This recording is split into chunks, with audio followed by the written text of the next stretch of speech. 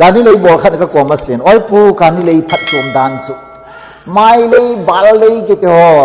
kol bu lei ki to so I ma sai lu ayong be ta lo ti so kani lei in bol to chan su nang yo na bol lo ya na tha si he bol tang nang di dia kho chi ne he ti ki ta lai ai su ipji ham te lo sumlin ta mu na ja he mi tam zo hi ki kham zo lo wa Allah Yesus kau nak bola mati le sungai lu hau te ding go ho hi chao chung ta ne le in ta ki bola le ho ve le ka vai cha na ka sa ga na a ki sa ye ti ya he mi lo sin na bol na ga jong bol ku ki jong bol on dan sa le bol ma sang wa u khu lang tang khu hon ha bola na bol wai tai khong dei lang ka chia ngari lang ti ko khopon sakya u khu bo darai dan salai ni ho bu me jong ka salai len ta bola hovin hoi ta sau katira jo tu se ai chi wa hovin kem pa sa zo gan sa apho zo aki khan teng le anoi lo ho ale khup kit wa chung lang a koi kit karino til osa gan sa ni ti zo e khoi gi special income ni ti zo ya bele teng na ko terrorist ki wa ku ki te se da na se ri adi ta se ma azo wa se wa khan na the ya pang lo ki ti na ga yong pang me le yong pang na yong pang ku ki ho yong hoi ta ki pang khom chi pang khom lo wa le I ma cha pha chom lo wa ya si tu ni ai ti len ta he li ka se no me ne for great things tilenta I bol ding wa pathine de tilenta li ka sei do no men ei mi au sin ha Matthew bung som ni le get chang som le get so anasimu hite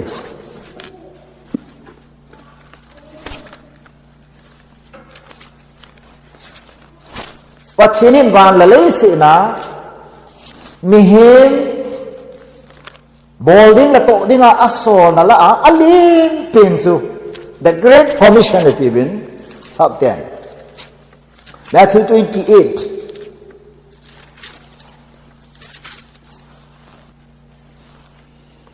chang som le segi chuyên ji su hi bu a hongin ama ho chu a hovin a zawa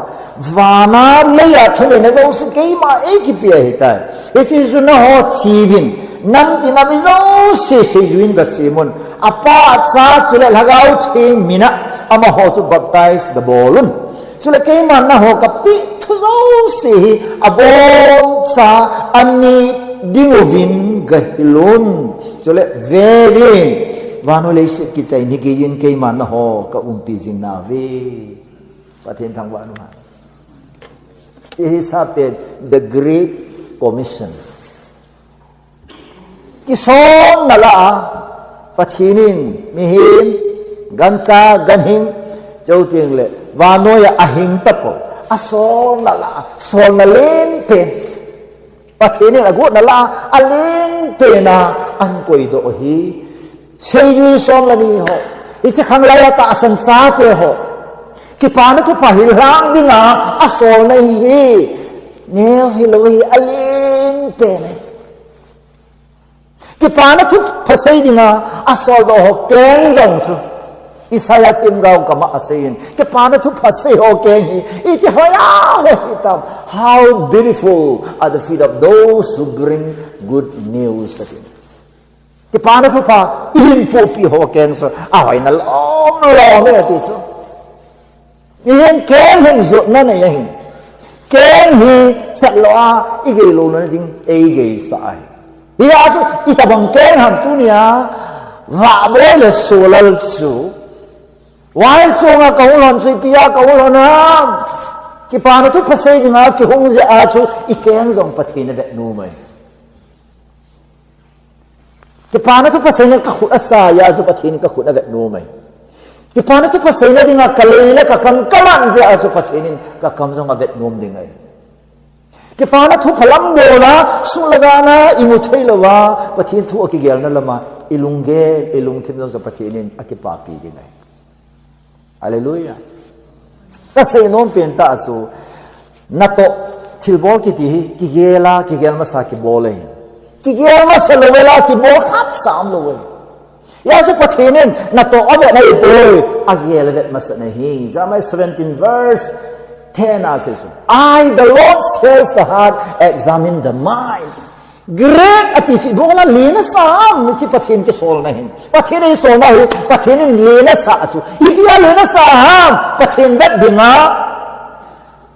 akisol pale ana to ding pai pathinin na to la zong akisol la yong alin pena ko yehi pathin thang wa nu tu ni missionary evangelist pastor and ola tao isi ho sang lin zoi pathina koi lo wei prime minister of India America president Europe prime minister kelang do ho India ga ma home minister ho ai na ni hen jet dingai so sin li na hi ipiran ke government on behalf of kisolahi ehwa van government on behalf of kisolahi wana panali ne ti ali ni mai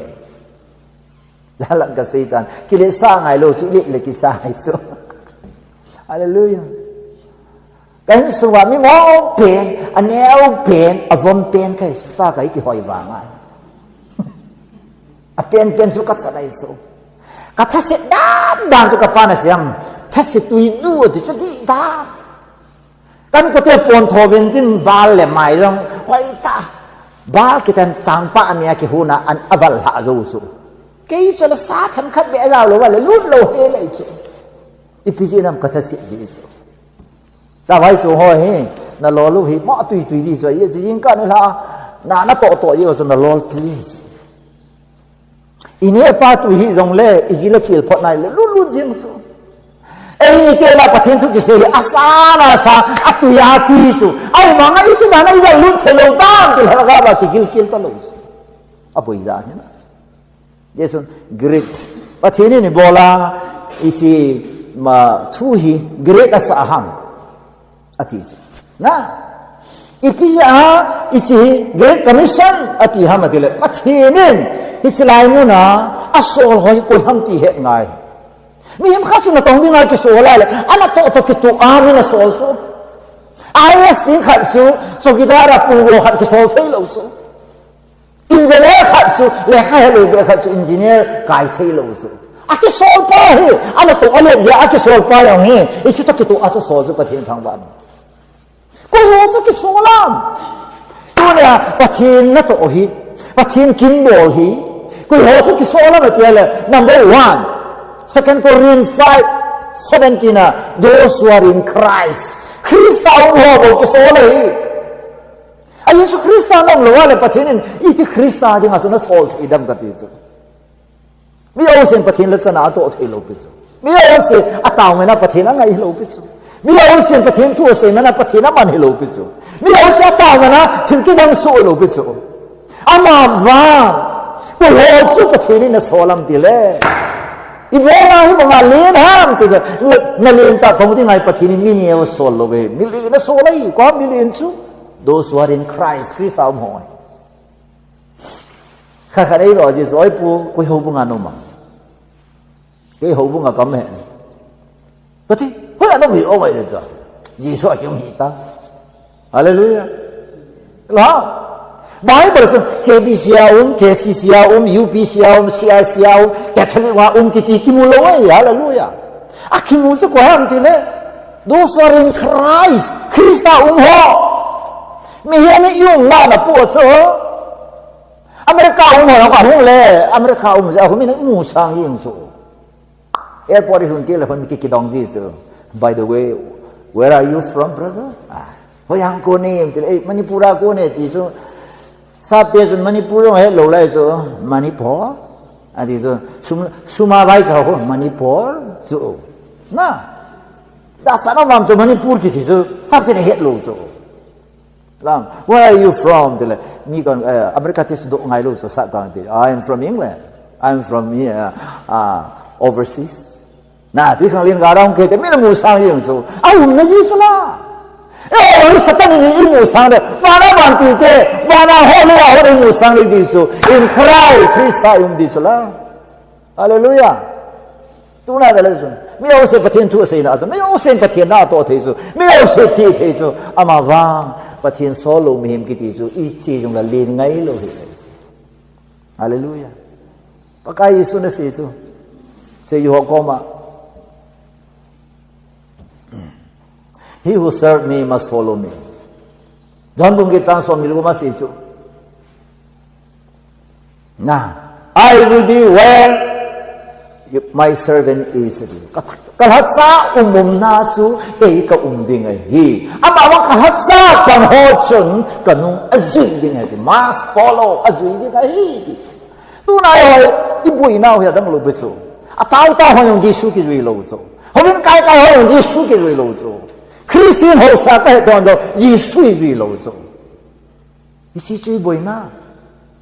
Ya so Jesu na zuya Jesu kin na bol tiang le nanei lo hel de so. Ai so Samuel ko ma se chu ke ei za bol ho chu ken jong ka za ya. He who honor me, I will honor him. Ei za bol me him ki ti chu ken jong za na ka pi ding hi ka za bol de ti. Le se chunga ka ki pa na khan hi. Pati la cha ka hong pa na kakipanalin peni ichi na min eiza bol dong hi kakipawal so azana su ki deyai pon iki kimeu sa wanga so ikan jong min asop ding de lo wa mi asop nom tam ivon jong eni ki sop nom wang min ei sop pi nom tam en ne tami du wang min sai pi no iso yo se pi ham tile pathinin ei sol ji iso Pathin sol na cha ho hi pathinin commissioner bo gi disu neu lo hi li chu na to yong len aki sol pa yong li ne hi hallelujah yes Abraham ko ma se sula I will make your name great Genesis 12 verse 3 na min zong ka ki than sa ding hi la khana se de na min zong len ta ka hi sa de ti ne sula hallelujah yes pathinin min ya wa simple ne hi milli na si ma hi ile lon lo na ba chu ichi na ba thila jong e ki cha do so dang tua bita he wang sa new lam le na khawa ki khai dia in sunga athi yo no nga hadam leng in tin cha te ul hai jeni te su imu thei ta lo ke yong se lai su ka gol han lai ta hen ai ba nga ka hoi mo lai ta hen các quan đan đàn ông cho thi chặt thì chi cái, thì lo tập bản thân lim cái là form là cái lô mấy thì các quan đàn cho cái lại ta số này người nông tiền mình, cái khai na lại ta kem ngập na lại ta số lục khóc các cô ya cây này, cây một cô na vừa thì là họ bỏ trên này là tôi rằng assembly bỏ được cái chị em là các bản định committee bỏ được cái thì là họ invite các bộ vào không là vậy chứ ai sẽ chỉ là cái này hết rồi, số là cái coi tổ ủng hộ ham, coi áo ham thì chứ, nhưng này hết rồi mà chỉ là này hết rồi, hallelujah, ý chí này là phần là tàu này không có mình lâu pi, chỉ là họ, ý chí tên sung cái chip nó cho chip chắc đi, cái là Christian đủ đã là họ sang chỉ là họ xì ngay cái gì, đó là cái này này họ tiền lên này, số ta cái này ta cái hai thì mang lợ, ta hết tụi cái tụ chất này rồi. Baka Yesu hong to ka khai ni ni a chi dia ki wo ta ma tam sala e hon ju don se palo mi ti lo pi chu se ngai lo yo se he a phalo hi jin e a zo tu ni a he point number 1 ka se nom si bola si great commission ki ti ham ti la pachine na so ho hi Krista ho bo so Krista ki ti chu lei se chunga ne kit ta lo wa hi cho ti le wa no ya ko na ki ko do ho he pachine wa no ya so kit so điều khăn hi và nói cô nó cầu độ rồi lên và nói mi tia thì nó cái sổ lâu thì này John 15 verse 19 và nói nó họ được lên lung khăm hiểu lung kim hiểu in ai số cái màn và nói cô nó cái hành độ các cầu độ gì và nói nó họ cái gì chứ này hết điều khăn hi và nói lấy sự thi lòng tiếng lên và nói lấy sự thi tôi nó cái tu lâu này và nói cái cầu độ này thì asa khi amen được không tại cái tí giả nông đàn đây thì tôi kinan đây thì tôi bằng cắm tàu ấy ibe te to 93 ni kinawin Christian the Christian ini kina vai ni ke thazi wa me lo la pathin tu se ana ha chu ips ba mai lon Giêsu machine hat tok na re tu Giêsu a ho Giêsu su ki do lo su pathin len da ma su ki do na ong lo chu ichi ya chu pathin tu e Christian naga le ku ki ji a Manipura pathin thu a chao the lo ne chi la ji lo bu so naga le ku ki ho ji abang kum le me tuita hon jong ma chun me hon nu khu apol de du ala koi manani nom lo kon khanin te ka ga cha tuita hin sung han lang anap ni han lang anap su them cha khat glass pa nga chung de hen ka don ta le ka ti chu sana be yong la ka don di ela acha chu tuinang te acha chu hum nan te ai wang acha khon chu thin lo wa le ka don lo di chu sometime abang kum le pathin thu phana pha asei pa le pathin thu ke to lo za min pathin thu apom the lo yong umai tuin ka phathan ki ngai tu na taw na chu la taw na lo he pathin na mo ngai he lo pi chu wa no ya ko na ke ko do Yesu Krista ho taw na chu pathin na ngai te te pathin hi zo lo wai don bung som la nga chang sigina se chu la ka thu na nga o ma ke yong na nga ka o mai le hallelujah ta thu yang nga om din ke yang nga kom din na god san thu men na ke bol pi de ti pathe thang ban condition na khat ko jala na isn't tu ni wai cho mother church ke disipum pi ai nga kinet pi ta ala ta thei po vene ke disipum pi ahun vet so ya hu ki pani vem ki chan veting le wai chung ho bung ai mother church so hoi ta ingai tu dia wa noin e ho the ngai wa noi ho the ho su pathinin aso la hin hallelujah ya chu li ni so ting le ani na sun pathinin na han su appointment te kha kha na mi kha chu na tong dinga appointment na ki bol ting le appointment bol ho chu chu mi na vet tun san service chi jong la IS officer ang iting le central appoint balls state langa ho he ega na MPSC state service ho sang a chumin center service langa hu len ho cha sa chu ipiram to appointment authority chu appointing body chu an ta ting la alin hon alhen su mina za mo mong su ya so ase ikula pakai sun se yo ko ma no nei le nei poi ke no ka le nei ri don bung som le nga chang som lu ma se chula na chi wa ha ga na di wa ka pan sa nei ve ti sa halali pathin thang wa na ibo na ka pan sa hom ibo na ka taw sa hom ibo na ki pa na thup se ka le na ke mon ka le ne ri na chi po wa na po wa le ha ga na di wa ke man ka le nei ve no nei le vai poi ti pathin thang wa na Deta, appointment kiti ho bu hon, tu missionary tau pi ho, KBC na wa ho, pastor kay po, evangelist kay po, Bible sa imana pang, BDN sa imana, ho bu lam kaya pang, doctorate khat at sa imana, general secretary hong ka, hiti na, ho bu appointment sa hiti certificate na ngay, to ay ho bu daw si kilo na si Pam dile. General Secretary khat kai the din so doctor hi ngai so KBC ayong ta hi Dr. Paulam hi hung kai te te di ka yin mo General Secretary nga qualified so yi so tor la ba so doctor na ai ba ji su yao lu to ho hi tor ngen mung su kit so na a kho da so ka ti men pathin ei man je a pathina pan je a pan mun sangta I pan su pha jo ai wanga degree mai ja Bible college sangta izil mana lam kai khat mo pang jin a se a bo ho le vet la ji so to ki tu lo hi si chu mong tam tai bui nao trong cho yang ki lo wa seran for certificate choi lo chu pasara pang ta lo de ti chu la ya so ken ka se chu la pakai so hung tha hin ki lang hai yong le so sa som la ni ho ho trong tho pasara khat sa kai lo de ka ti so la yang kai lo de ka ti ahin so pathin appointment a degree base lo pe so faith commitment calling pathin ta sana ปัจจุบันนี่แหละนะปัจจุบันนี่ปันสาเลยจริงๆจู่ไอ้บางมีขัดจู่ฮิตจุนุ่มส่งเลยตู้ไลคอนดิชนาเสร็จแล้วพูดสาร์ติก็ใจลงยี่ฮียาสุกลุงฮะที่ละว่าหมอคู่สาร์ติเกตใจลงกับแบบสะตัวพวกนี้ก็สาร์ติเกตนี่นะมัวกินบอลพวกลงเด็กกันอาชีพเขากระเดียมป่วยอภัยเป็นบางสุดปะเทียนกงในกิจจังมาสาหันปะเทียนอากูนินเห็นโดนในกิจจังมาสาหันโจทิ้งเล่วันนี้เลยสิ่งนี้เดี๋ยวจีน่ายังเห็นนายอ่ะขุบทลายอิเลทีนี่ดึงอ่ะสังตะจิลวางสุกปองกีเลยกันนี่ส่วนตัวนี้จิงกาเห็นปะเทียนappointment อภิโหสอภิจะอาสูอิสิ Great Commission กิจ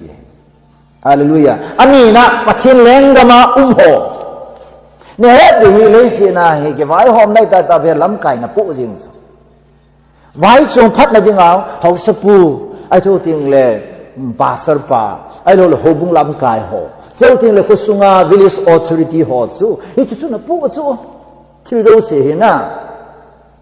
ยาสุเลี้ยงขับจงกิเขลจริงเลยดานะกิเขลที่ Old Testament กิมวยอาเมนยาสุดท้ายประเทศนี้เลี้ยงวานโอยเลี้ยงร้องเสียประเทศนี้เขลดิ้งอ่ะเลี้ยงขับไอ้ตุนปิวจะความเจริญสุดจะก็ได้ประเทศต่างว่าน้องมันอดีตเกี่ยวสินขุดแดงเตี้ยเจ้าบ้างตลาดฟ้ากที่จันกียาเลี้ยงกันไอ้จะจีสุดเตลุดังวางสู่แล้วจงเลี้ยงพูนเตตาให้เขาอุ้มเลี้ยงแต่ในปีที่เราหนุ่งกันนี่ที่ห้องฟิดินลัลบอยจีนเนี่ยพายเกย์จีนเลยจีนเลยโน่จะสะลัลก็ดิ้งแนวขัดลงมาดาวเหตุกันอันนี้จริงปันก็เด็กทีนี้เลยโน่กันเหตุสะยังไงเพื่อกันนี่ลิขิตใจแต่เด็กทีเลยกันนี่ได้ลิขิตใจโน่หัวกินอะไรป่วยจีนเหตุกันนักลุงเสียอะไรกิเสียเฮ้หูติกินเยตัวนี่ลุงเสียอะไรเสียดานกันติไอ้ซูปากไก่ปะเทนินกิจนับพูดอันนี้อาจจะกูกี่หัวกูว่ากำมิกิโตข้อไม่ป่วยกันนั่งไปของว่างอะไรด่าท่านะอะไรขัดหุ่นกิจแล้วบ่อยยีนั่นเองยังไงเล่นุ่งอาเวหินบ่อยอาจิที่ฮัมนั่งตาบังอาไอ้เราเล่นนุ่งอาคุลทัดหัวดิเพรสสักกูกระเกหุ่นจังเลยมินตะลุที่หัวกันกูเห็นมันตายสองไอ้สิ่งละกินเองอะไรเลยอิสิสุกิเดกิดแล้วนะกินเองอะไรนุ่งอาทิ้งสักกิเดกิดเลยสิไอ้ยังกิบุวางอาสุกทินนะทิ้งสักกิเดกิดสิยายกูน่าเสียหำอีปีนั้นยายสุดน่าเสียหำแต่ละกินก็เกลเลยแต่นั่งเกลบอลเด้งอาปะเทนินเตะไอ้สีไม่เห็นกันกันนี่นูก็มาตู้กัลกิคุมเตะเห็นอ่ะหุ่นก็หอยหินขามินการปูนเตะขัดติสตู้ปะเทนินมาสักเกลเตะอะไรปะเทนินเขามาเต้าตัวจริงเองแต่สำคัญจะว่าจะเต้านักมันอะไรปะเทนินกันในโลกข้อสัตGenesis บุญจางสมลกินะภาษาอาจารย์เอามีอภปุยที่สุดพัดมอสางาในจุดภายตาจีกันเองไอ้สุกันในโลกอะไรนี่นะสุความขัดสุหุ่นกิเลสหูไม่เที่สุอีมิยังสุหุ่นเลี้ยงเดียดูไม่เที่สุนะที่เสียหุ่นสุก้าสุกินในดูอภัยอามองอะไรสุนุ่มอาจารย์เอามาอภปุยที่กิสุนโลสุภาษาโจฮีอาจารย์เอาเลยอภปุยที่สุดละอภัยโลสางาสุกันในกันอีพานะพัดด้านตาฮีกษัตริย์รูสิมากับสุสาเกตาฟรีสไตล์ละก็คิดเสียก่อนขันพัดละมาเบฮอสันโอ้ยพูนบอลให้เลยก่อนขันสิละมาเกลฮอสันอันไม่ขาดที่กินได้สูอีพีก็ไม่ขาดจะเสียนะเราทำกับลุงดงเสียสูตัวเนี่ย in the kingdom ปะเทียนแรงกำนาโตยังไงเลยปะเทียนแรงกำสุงามัสไงฮาเลลูยาอามัสสัตย์อามากำเลอส่วนพัดหอมัสสาวินาทีสุดละอามากำยังไงนะสุดทุนี่ไอ้ก้อยทุนี่นะก็มาหงามนี่ตั้มแต่อีเบเตนาก็หอยกูคิดเองนะมาสัลที่เราหน้าวิเฮาส์นั้นก็พูดอะไรจีเวท80 ปีสุดที่เขาบริติชคนนี้ด่าละละว่าให้วิลลิสเลเวอร์ให้ดิโมคราซีกับผมเว้ยไอ้เสียสุดแค่หอยกำจัดสิ่งนี้เกี่ยวกับมีเองไงมีขัดกับฮิโลเวหติดสู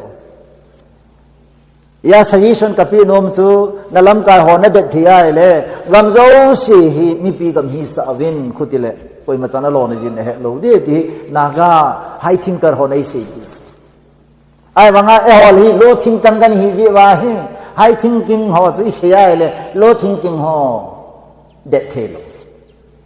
ai ipita tu zunga ilapiu sim do zu igam hi lo ham ti sim do pa ipita min zo mang boy ls mang boy la sima igam hi lo ham tami tam ta ka sa so ken answer ka pi igam wai phoi isu i khel di bai nagam hi lo ham ta i khel di ga ti allah di jeb ka sa lo nagam hi lo ham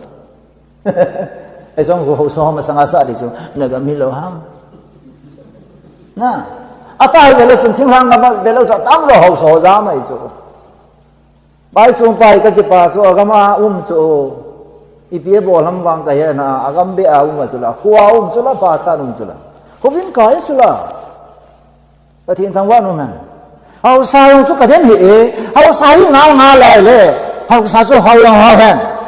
ni pi yang wa le han hau sa ding di ka sa hu hau tin le ni chu amin yang hau tin le ya hau yang hau hi chu ka te hau yang hau sakit le chu ka te ki to dan thu mai chu ama yang hau sa yang hi amin yang hau tin le ni chu bo hoi dan ka te ke ya to di chu ke ya solar sa pa solar nisa ti nei za na va ti nei se me ti ne se I am the light of the world you are the light of the world va na he ti so salvai ni ti so i min rong he chang khat po do ngai se yo hin khu ni ki tin chin ning de du i ma cha hin na zong om lo so chu hin khu ni lo chu i ma cha ha sam om lo ding ning chat ding na abul hin se na in che na sim di chu hin khu ni chu va khulam tin ki va khalo ina tau yin ki ti chu min ta ki tu lo sala ni min long po do ngai so ya ko ya zile e mi ai ki tu hi imin jing yong ki tu lo su hausa ki ti chu ta hau ti len pho ka ki pa dan pho kho cha ka khada dam wa le rim sa lut jing so sum ja ma na po do a kho cha ka ten all la ki sa da kho bol pi so doctor contact pi agari po do hospital lu dai la ichi chu cái hậu sắp quay lại ít mà cái lung xịt đá đâm cái gì hậu khó chắc họ tập phát cái attachment này rồi khó chắc họ tập relationship này rồi asum le pa nga i lo cho khó chắc ga ja tu ye rồi asa le la ngai dam ye rồi ichi chu su la hậu sa amin to ki tu e cái ya ju Yesu Christ le ngam cái gì rồi quang tu na ta sa ho su he ya yin gam pachin gam sim na wa hi Yesu Christ leng gam cho Yesu Christ leng gam cho Yesu thu chi di cho ai chính người mi leng gam cho thiên ta sei được chính người mi ho leng gam cả mi le yong chính người mon hoi tan khao le koi ma san bo li ve ta tao yong leng cả ni ke lo di cả ni ki ti so ta wa ke thei le to thong ho so na ka ho ta hi di wo ấy kịp bằng ngày xưa là ta va kệ thì luôn ai bằng ấy thế anh ạ đấy thì ngapa pass hỏi thì cái tàu vàng va he cả ní hỏi chết yên rồi California ho hin pathin am poi pathin tai pong ho pathin do nang na la sau pathin do nang na hin kho mano pathin in tu chung a hal wam jeng khala toi bida mo la sathim ta tu ta sun ka ga be ai be to nunga hoi sil sal nu yang khon gospel la sa ta sa amo sa lo zo ka puma sa kin o zo na save California hu do te pen ta mi lo nga gospel la sa so patin tang wan a California ka wan long le a che ho kho ki khel to patin je pa so ka te patin tang wan na tu zo nga me lo in le lo wan hal le ke wang pha ka sa akisa na mundi lo yeta akimaka abam sa pa ka sula la mas kit na lai so ka ki padan dan ka kisa ho na pan ka jinu to ka ki phun na hon in chu ka ti amaneu cha sai te phayong he sei the po e thi chu ka loi mu hi ke ipi ki sei the da mi sa nga lai le i bon sa wa lien dom ma chen te ta lien ta ka sa la siling ke zo ta go vakki so ka ti ki pam dan sa bu la pa na tu chan ya su gu va he chu gang te hon san ting me ya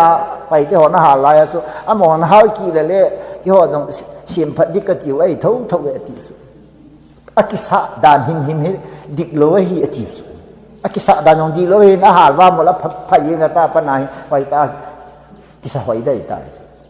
ata ati bong wa chu ai mi te ang tai la tong phai tu la na tong lo hon na an to ta chu in chen ki su lo musit zo se nong tu na pathin lama akibol khil tai an ti thei so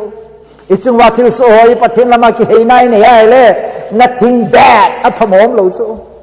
pathin thang wa no man is a great thing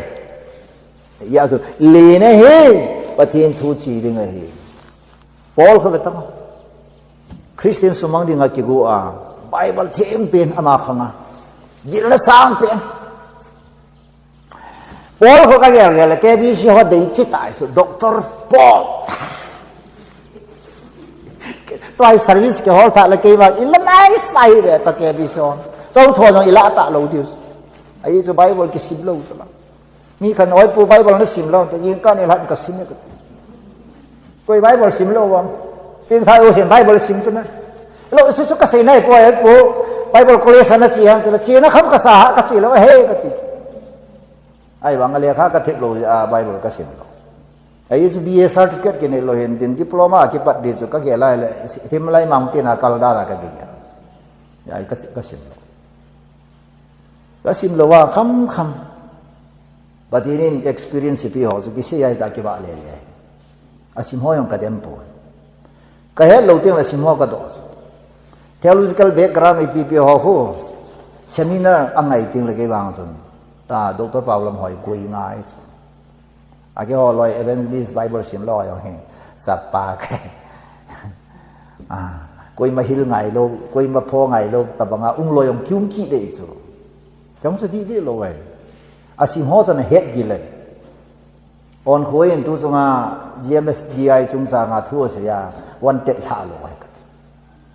tu tha bia chu pathenin holasana ta ho ajep de dai ti chu aphun ki do chu number 1 on kho number 2 solal chu lotri ka phau ki hon na cái ti la jep go nam tu chan ga bang e jep lo pe chu la ta pathina ma jep de ti ichi sei le sai dia pathin laka wa le ding chu Bible la ka sim do e ho ti ka al hei le pathin thagaw he lo ya chu tuin ka iseu he pathin thu nei na im de wai ipi jo la pathin le nga aleng ga ma kyum ta aleng pa thua ki chon lo la chun leng pa wang chun I tiang le ei tham na du ki dai ti chu hi tho ai ya he Jeremiah 40 lam chi simai le kalhacha na to the wang ba su ka mo ki pai poi do ha lung thim thu ta takin bol ho zu those who serve me deceitfully this is up was do ha thu ta takin bol ho chu gau sap chan han ti kit so gau sap chan ding he ti so pathin me me le gau sap si ma cha lu ki so pathin lung han khon te gau sap na hung di chu ki za do man cái ti za he ta yong I hin kho hi ka vet nai le ti za ka sa ne hi chan kai chun chai phot u tin ani na hen the great patience and concern of God missionary na to missionary na idol missionary adi nga ho mu ik sa lal na hi ipisi ai bo ram chile pathinin isi hi patient pathin agial kho su pathin po na dai zo ka ki pa dan he ta hum pen tha hi lakaw bang tha ho ding ka mi hi hu pul zo ka pen pi hi lo ge le zo ka kho wa mi chi ti ka ki pa zo ai zo chi ho hi ke to ki tu khat cham lo ya ho chiu ma ka chi te ka ki pa dan ta pa na bang su ti ki ki la dai ta hi chi pa nei bol gim jing hen athi ta ki kai zo ka veng wa mi chi te la tam lo koi ka na ti ha ta mi hi khul that athi pai aka ka kha lo zo ai cho chi ho hi khat sa hing de ka de lo ngan athi a khu ka ki pa hi zo I bola yo ki sei da kane wa pa na I bol gan thei pa athi nia chu a cha ki thala ka lung za I chu na ka po na lo zo ale mi hem chi ne ประเทศนี้นะพูดนะจ๊ะฮาเลลูยาที่กิติจริงเลยตาสักทีนี่เดี๋ยวขอเว้นประเทศนะพูดนะนี่ถ้าเขาทีนี่จ๊ะทีนี่ที่นี่มันจะขัดน่า separated from God ประเทศตัวอีกแค่เปล่ากิเจ้าคมตลกกิวบตลกประเทศตัวกิกุยจกน้ำตลกกิทีนี่ที่ขัดอันนี้นะ uselessness of unbelievers ตาสนในโลกพัดสมโลกด้านสุดประเทศนั้นต้องพัดสมโลกเปลี่ยนว่าเปลี่ยนเปลี่ยนให้อาทิตย์จันทร์เลยประเทศนั้นจะปันในโลกว่าหิงาปันในโลกว่าที่อีกคำสวัสดิมเสร็จสุดอิสราเอลจะประเทศนั้นพูด Yes a great person ประเทศนั้นพูดนั้นเป็นใจถ้าเรามันไทยที่จะพูดนั่นเองฮาเลลูยายาสูโซโลมอนจิงยันส่งประเทศเราอัศนาสูอันนั้นสิ่งที่อัศนา He who wins soul is wise ถ้าเรามองท่าขันหิงเลปุ่ยมีเห็นสูนี่จริงไหมที่ฮาเลลูยายาเตะเสกกงก็นักษาโมระวังแก่ป่วยกัษาเท่าจะไอ้ผู้หญิงเนี่ยทุกได้โลภาษาโซลารินกันเซลว่าจะเซมินาร์กัลุงลุโลภจุกเกถ้าเรามองท่าขันจันตุพิยาเขาสลิงบอกว่าไม่ทำแต่หินปุยลุดดิ่งยิสุคริสต์ตนส่วนหินนาอันนี้ดิ่งสุปฏินินอักแก่ข้อพิเนติสุก็เพียงท่านักเรียนเขาสปีฮีก็สู้มิลเทโลจูไว้ส่งเขาสปีมีดิ่งอาวังก็ให้ป่วยเวกโดลาฮีขุสุงแวงสุงอบอยจริงเลยเขาวินาลูนามิลโลงากามาตายจู I am missionary ว่ามาสเปนฮีโอ้มันนี่พูดคือคิดโจทย์เตี้ยเตี้ยนั่นโอ้เสีย I am missionary ว่ามาสเปนฮีไว้ส่งไงจูนั่นรีคอร์ดโอ้ยาไว้จูI am history ke saying the first supporting church in Manipur is nothing no one but Vaichung Baptist Church Indian Evangelical Mission record na umay pati tang wan nang ki paum lang gai code na missionary pa so gai code chu gai code retire ta so to ai retire in tin khabe na sika conference sa so hung ki mu pi chu nang ji chu la no ho ji chu na Brother Sholal, may I know more about my supporting church? Can kuyam gatile Vaichung Baptist Church? They are faithfully supporting me. Hallelujah. Kipate, oi pu hongam to, oi pu pausi khanga chu. Good news, Manipur and Bolhana chu. Gai ko ri Vaichung ten. I am a sot na nga asaway. Ichi agam chu TSP na ilai holam kai tam ta na wa local church anom de chenu nangin sei umin na tina so kom de e chi lo yung su e ngai lu dan u zakati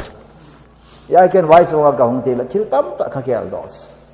ken vai so mi khodam ta ba ka gel thei lo hilaya sei len ta ba ka ki gel thei chole ko yong nei ha ko pe no su mi dang nei khop yo lo no nei khop thei lo hi thil khat wang mu mai chuอาทิตย์ข้าจุนหอนนักเขียนงามกันตัวสงฆ์กับหงกีดินประเทศกระทางไปนะล้องเบกไก่ตายซอยสกิเกลเลยมีหิมหินันอิลุงทิมหิอาหงนักกุจินนะเสดาเท่าทิมอีพีสงเล่จะไว้ส่งอีประเทศนินมิชชันนารีนักตัวน่ามุกเมราดุงอ่ะอันนั้นสู้ดอกมาสักเป็นนี่ไอเอ็มคอนเท็กซ์ก็เสียเฮ้ไบเบิลเลยนะเสียก็ที่ไอพูดนี่ไอเอ็มคอนเท็กซ์มาสักเป็น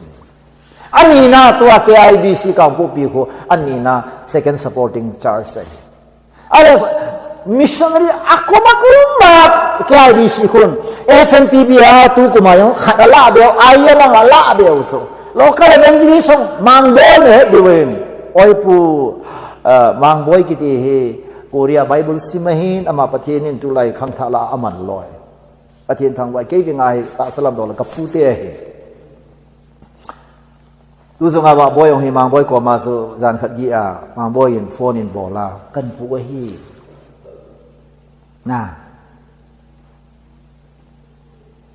ผู้สูงวัยเงินจีสุนัยหินนมตีลาสานอาบานปฏินปีตะลุขัดวีก็ต้องเงินเฮปุ้ยที่ดานะ